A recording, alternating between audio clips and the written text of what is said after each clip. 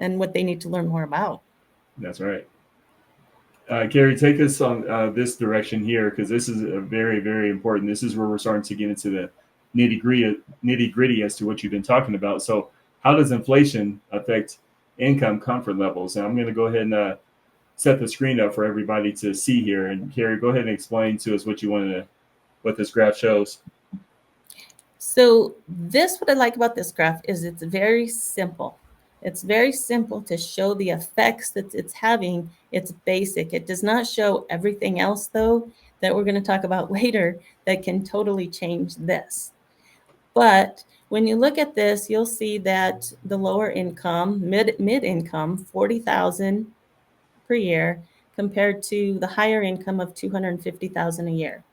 When you look at the graph, you see them both continue to go down because of the inflation.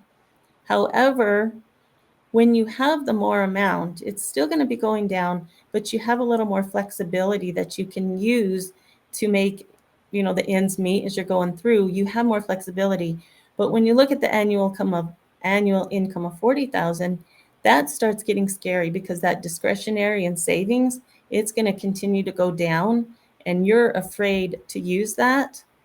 You're afraid that it might not even be enough as it should be. So when you look at that graph, you have the red and green, and it's hard to talk about the lower with 40,000 because that's what a lot of people, we're more in the range, averages around between 40 and 60,000 in different states. That's about the average. So that's where a lot of people are now.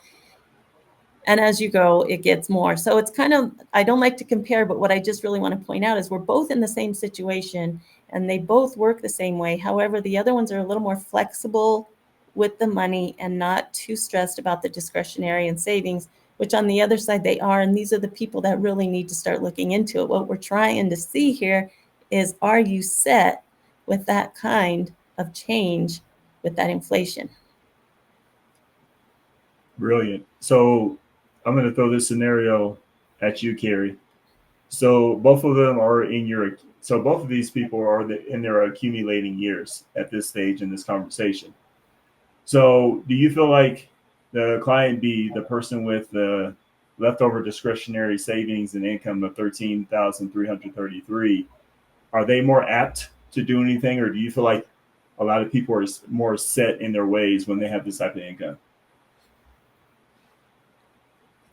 I think, as you were saying, as they're working, they're set. But when they start looking at getting close to retirement, this may look like a big number.